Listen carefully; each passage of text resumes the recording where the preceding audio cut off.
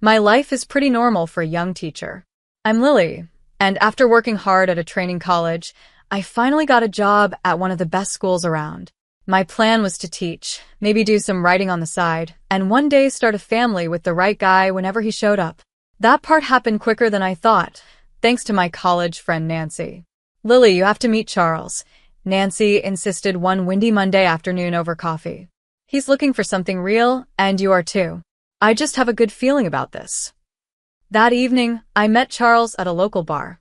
He was easy to spot, taller than most people, with a loud laugh that filled the whole place. I was so nervous, fixing my hair over and over, but when he smiled, all my nerves disappeared. Hey, you must be Lily. Nancy hasn't stopped talking about you. No pressure, right? Charles joked as he pulled out a chair for me. Yeah, no pressure at all. I laughed as I sat down, thinking about how this one night could change my whole future. We hit it off right away. Charles worked in finance, not really my thing, but he made it sound exciting every time he talked about his day. He loved hiking, hated sushi, and had a soft spot for cheesy 90s movies. 5 years later, we were setting up our home together. The wedding was small, just close friends and family in a garden ceremony. It was perfect for us. Charles's mom, Karen, seemed nice enough. She was always polite and ready to help, so I thought things were off to a great start. Living together was easy at first. Charles was supportive, and we always had each other's backs. But then, the pressure started quietly at first, but soon it was constant. Lily, when are you two going to give me a grandchild? You know Charles is my only chance for this, Karen would casually say during her visits. It was like hearing the same thing over and over, each time more urgent. I tried to stay calm and keep the peace. We're working on it, Karen. These things take time, I'd say with a forced smile while chopping veggies or setting the table. After dinner one night, as we were cleaning up, Charles turned to me, and his expression softened. Hey, sorry about Mom. She's just excited. We're okay, right? Charles asked. Yeah, we're okay, I assured him, but deep down, I wondered how much longer we could handle the pressure before it started affecting us. Living under constant pressure to start a family felt like walking on eggshells, and Karen's reminders never seemed to stop.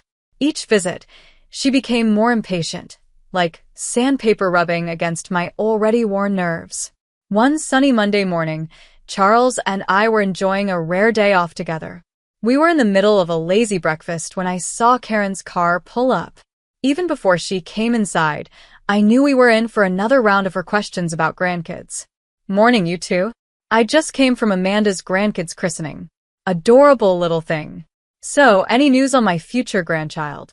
Karen burst into the kitchen, full of expectations. Charles almost choked on his coffee, managing a polite, "Morning, Mom." I forced a smile and tried to stay calm. Hi, Karen. We're just enjoying breakfast.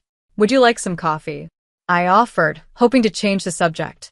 No, I'm fine. Just wanted to chat quickly. Lily, you're not getting any younger, you know. Timing is everything. You should be more proactive, maybe see a doctor, or try those fertility treatments I was reading about, Karen said, her voice a mix of concern and urgency. I felt my face getting hot. We're capable of handling it, Karen. We'll see a doctor if we feel it's necessary, not because we're on a deadline.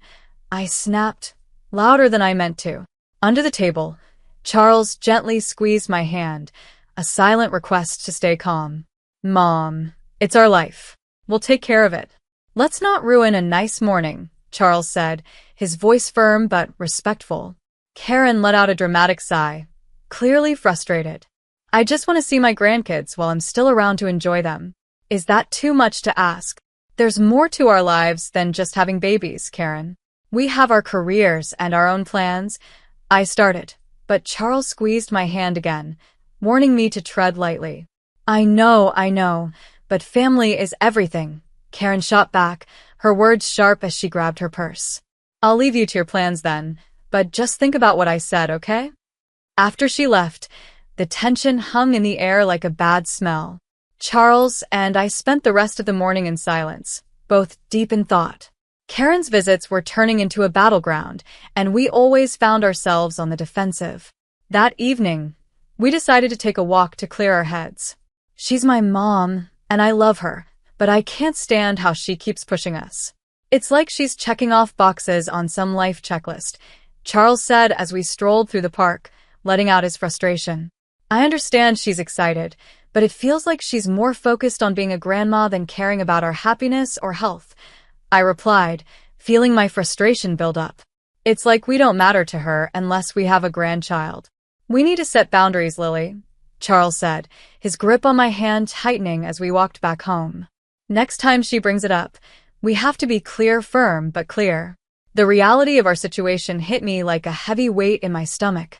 Setting boundaries with Karen wasn't going to be easy, but it was necessary. I wasn't just fighting for our peace. I was fighting for our future, whatever it might hold. After all the stress and tense dinners, our biggest dream finally came true. I was pregnant. Charles and I were beyond happy, floating on a cloud of joy that felt almost unreal. But with our exciting news came Karen's overwhelming enthusiasm, now stronger than ever. We had just started working on the baby's room, painting the walls a soft, calming color and putting together a crib, which took way more patience than I thought I had. During one of those DIY afternoons, Karen showed up unannounced again. She was wearing a bright red t-shirt that said Future Grandma in big, bold letters. Look at this. Isn't it cute? Karen beamed, stretching the fabric for us to see. I got it custom made. Karen, could we maybe not announce it to everyone yet? We're still early on, and we're just trying to be cautious, I said as gently as I could, hoping to calm her excitement without starting an argument. Oh, honey, when you've got news this good, you shout it from the rooftops. Everyone's thrilled for us. Karen's voice grew louder with each word, her excitement bubbling over like a pot left on the stove too long. The next few weeks were a blur of Karen's constant check-ins. She was always calling or dropping by, armed with old wives' tales about pregnancy do's and don'ts. She made sure I ate certain things and avoided others, fussing over my schedule and sleep. It was suffocating. Karen, I really appreciate your help, but you hovering like this is stressing me out. I finally snapped one evening after her 10th lecture about the benefits of prenatal yoga. Even after that, the pressure didn't ease, and neither did my busy schedule. Balancing my teaching job with pregnancy wasn't easy, but I was determined to keep things as normal as possible. That was until one day at school, halfway through explaining a math problem to my 5th graders, I felt a sharp pain that stopped me mid-sentence. The room started spinning. The chalk slipped from my hand, and then everything went dark. I woke up in the hospital, the sharp smell of antiseptic filling my senses before I even opened my eyes. Charles was there, his face pale and tired, holding my hand tightly like it was the only thing keeping him grounded. They had to do surgery, he whispered, his voice shaky. It was serious, Lily. You almost didn't make it. We lost the baby. His words hit me like a punch, knocking the breath out of me. Tears poured down my face, bitter and uncontrollable. I was alive, but at what cost? The doctor came in, his expression serious as he adjusted his glasses. Lily, I'm afraid the complications were severe. You won't be able to have children in the future. It was a very rare and unfortunate situation. The room suddenly felt colder, and the walls seemed to close in around me. I lay there, the weight of this new reality pressing heavily on my chest. Charles squeezed my hand, trying to offer some comfort in the overwhelming sea of grief I was drowning in. Just when I thought things couldn't get worse, Karen burst into the room, her face full of anger and desperation. She didn't even pause to see how I was doing before she blurted out, I heard what happened. So, when are you going to try again? We need to start planning. I was still hooked up to Infor, the dull pain in my stomach a constant reminder of what I had lost. Karen, I can't have children anymore. The surgery. My voice cracked as the reality hit me again, cold and hard. What do you mean you can't? That's ridiculous, Karen snapped, her face turning red. She stormed out of the room, probably to find a doctor who would tell her something different, something that wasn't true. Charles held my hand tighter, his eyes full of silent apologies for his mother's behavior. Karen came back not long after, her anger even worse now that the doctors had confirmed my condition. What did they say? "This is absurd. You've taken away my chance to be a grandmother," she yelled, loud enough that a nurse peeked into the room, her eyes wide with concern. "Mom, please," Charles said, his voice firm but pleading. "This isn't helping. Lily needs to rest." Rest? What she needs to do is think about her family. About us. "This is selfish," Karen said, her words cutting deep. I could barely hold it together. "I didn't choose this, Karen. Why can't you understand?" "I almost died," I said, my voice breaking with both pain and frustration. Karen's eyes narrowed. "If you had been more careful, this wouldn't have happened. You've always been too focused on your career. Maybe that's why." "Enough." Charles's voice filled the room, sharp and commanding. Mom, leave. Now. "We'll talk when you're ready to be reasonable." But Karen wasn't finished. She turned to me, her voice full of venom as she hissed, "You're not worthy of my son. You can't give him what he needs. You're not a real woman." Her words pierced through me, leaving a sting that would never fade. A tear slipped down my cheek, mixing with the bitterness of her cruel words. Charles practically had to drag her out, and I could still hear her protests echoing down the hallway. Recovery was slow, and when I finally returned home, the emptiness was unbearable. I tried going back to teaching, hoping the routine and the sound of children's laughter would help, but every joyful noise reminded me of what I had lost. Seeing a psychologist helped a bit. "You need to grieve, Lily, not just for your child, but for the life that's now behind you," Dr. Alexander said during one of our sessions. Her words, though meant to heal, also made the finality of my loss even more real.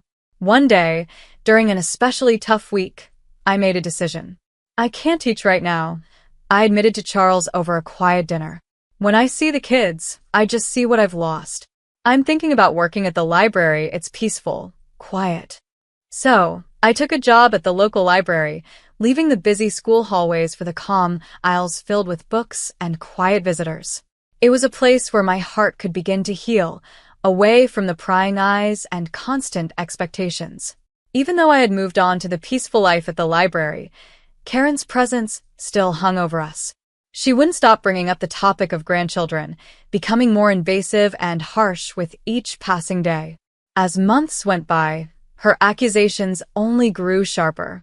On my birthday, a day I hoped would be light and free from pressure, Karen cornered me in the kitchen just as I was about to cut the cake. Her voice was low and full of venom. "When are you going to fix this, Lily?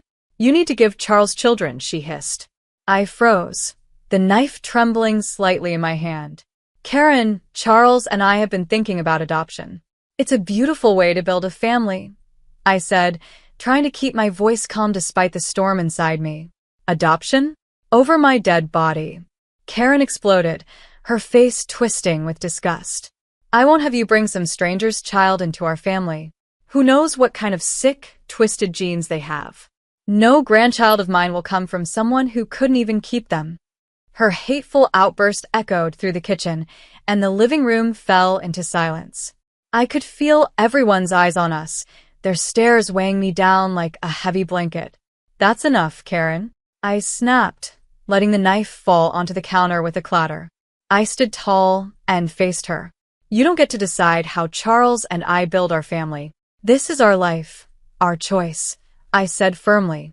Karen's eyes narrowed, and with an angry huff, she stormed out of the kitchen, slamming the door so hard it made the windows shake. The room stayed silent, all the joy of the day gone with her. The discord Karen had planted grew quickly. At first, it was just subtle whispers, a look here, a nudge there suggesting I had been careless during my pregnancy. Then, the rumors turned into full-blown gossip, accusing me of drinking and behaving badly, which supposedly caused my miscarriage. The anger inside me built like a storm. One evening, after overhearing a particularly nasty version of the rumor from someone I thought was a friend, I decided I had enough. I called Karen. "Karen, this has to stop now," I said firmly. "Spreading lies about me is not just hurtful, it's slander. And I won't tolerate it anymore. If I hear one more rumor, I'm going to the police, and I'll sue you for libel." There was silence on the other end, a quiet moment that felt like the calm before a storm. Finally, she spoke, her voice low and lacking its usual fire. You wouldn't dare. Try me, Karen. I'm done playing nice. After that call, the rumors stopped just as suddenly as they had started, but the damage was done. The relationship was strained, and family gatherings were now cold and formal, no matter how much we tried to pretend everything was fine. Life seemed to go back to normal, but everything had changed. Then, one morning, I opened my inbox to find an electronic postcard. The image showed a happy family, 2 parents with children playing around them, the perfect picture of happiness. But below it, in cruel, bold letters, were the words, "You will never be a mother." My heart sank, and a shiver ran down my spine. Who would send something so hateful? As if that wasn't bad enough, the attacks soon became physical. One afternoon, after returning from work, I found a box on our porch. Inside were dolls, smeared with ketchup, making it look grotesque. A note was attached, twisting the knife deeper. This is your fault. You are to blame for losing your child. I was horrified. Each new message, each package, felt like a punch to my already fragile state. Tears became my constant companion as I struggled to understand the cruelty of these attacks. Charles, look at this, I said one evening, handing him yet another horrible package. My hands were shaking, and my voice was barely a whisper. It's too much. I can't take this anymore, I said, feeling completely overwhelmed. Charles acted quickly. Our neighbor, Mr. George, has cameras everywhere. Maybe he caught something on video, he suggested. The next day, we approached Mr. George, who was more than happy to help. He played back the footage, and there, clear as day, was Karen, sneaking up to our door and leaving those awful packages. Seeing her do this was both a relief and a nightmare. I can't believe Mom would go this far, Charles muttered, disgust all over his face. With the evidence in hand, we confronted Karen at her house. The video was paused on the laptop screen, showing her in the act of hatred. Look at this, Mom. How could you? Charles's voice was cold, his usual warmth gone. He pushed the laptop towards her, the hurt in his voice echoing around the room. Karen glanced at the screen, her expression unreadable for a moment. Then, without any hint of remorse, she shrugged. She's damaged goods, Charles. An inferior woman who can't continue the family line. I did what I had to do, for you, for the family's sake. Charles stepped in front of me, protective. If you can't accept Lily, then you can't be part of our lives. This is your last chance, Mom. Apologize or we're done. Karen's face hardened, her eyes cold. I'm only doing this for you, Charles. She's taking you away from what you deserve. The ride home was silent, both of us lost in thought. I was crushed, the weight of Karen's betrayal pressing heavily on me.